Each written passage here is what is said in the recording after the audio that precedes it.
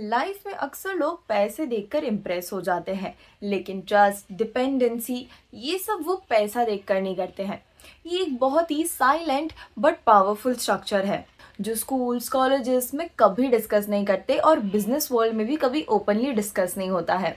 हम अक्सर पैसा देखकर इम्प्रेस तो हो जाते हैं, लेकिन हम डिपेंड तो एक स्टेबल इंसान पर ही करते हैं और इसी पर डिपेंड करना ही हमारी रियल पावर होती है। सोचिए, अगर किसी के पास बहुत सारा पैसा हो लेकिन उसका बिहेवियर काफ़ी अनप्रिडिक्टेबल हो, कभी येस या नो, डिसीजंस में डीलेज हो, कभी फास्ट रिप्लाईज हो, तो लोग उसके पास ना काम लेकर तो जाएंगे लेकिन उससे अपनी लाइफ में कभी जोड़ेंगे नहीं।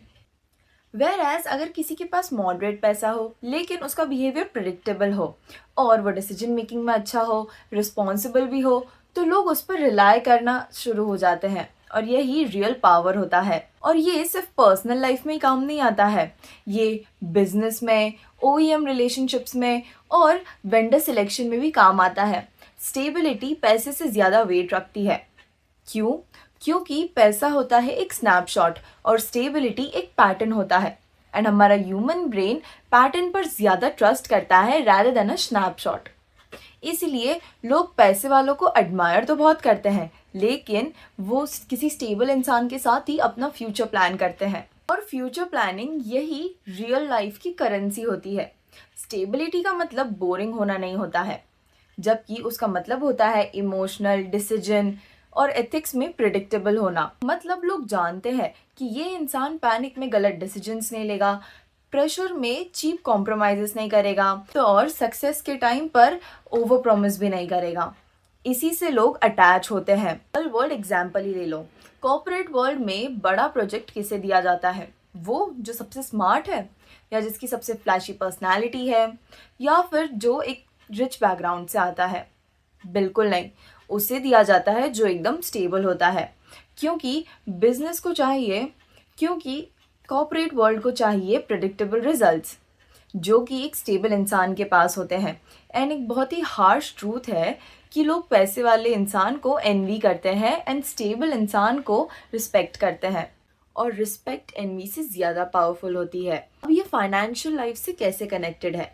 बहुत डायरेक्टली। स्टेबल इंसान रिस्क इम्पल्सिवली नहीं लेता, वो अपॉर्चुनिटीज़ को ब्लाइंडली चेज नहीं करता है, वो लॉस के टाइम पर पैनिक सेल नहीं करता और गेन के टाइम पर ईगो स्पेंड नहीं करता। Result, long term financial survival और ग्रोथ। काफ़ी लोग ना इस बात को मिसअंडरस्टैंड कर लेते हैं कि अगर मैं पैसे दिखाऊंगा तो लोग अट्रैक्ट होंगे। रियलिटी में तो ये सिर्फ शॉर्ट टर्म के लिए होता है। लॉन्ग टर्म ट्रस्ट के लिए ना स्टेबिलिटी ज़रूरी होती है। एक और सटल चीज़, स्टेबल इंसान ना ड्रामा फ्री होते हैं, उनकी एनर्जी प्रिडिक्टेबल होती है और उनकी एक्सपेक्टेशंस भी रियलिस्टिक होती है। और ये सिर्फ बिजनेस लाइफ में ही नहीं, पर्सनल लाइफ में भी इन्वॉल्व होता है। लोग अपने आप को उन्हीं लोगों के साथ जोड़ते हैं जो उन्हें सेफ फील करवाते हो। एंड कई बार ना स्टेबल लोगों को अंडर एस्टिमेट किया जाता है, बल्कि क्राइसिस के टाइम पर लोग स्टेबल लोगों के पास ही जाते हैं। क्राइसिस के टाइम पर ही लॉयल्टी और स्टेबिलिटी दोनों चेक होती है। अब एक वेरी इंपॉर्टेंट इंसाइट, जब लोग आपको स्टेबल परसीव करते हैं ना, तो वो आपको टेस्ट कम करते हैं, आप पर डाउट कम करते हैं, एंड आपको रिप्लेस करने की भी कम सोचते हैं। यही होती है इसकी साइलेंट पावर। जी हाँ, लाइफ में एक लाउड पावर होती है और एक साइलेंट पावर होती है। लाउड पावर मतलब पैसा, शो ऑफ, नॉइज, और साइलेंट पावर होती है स्टेबिलिटी, प्रिडिक्टेबिलिटी, काम डिसीजन।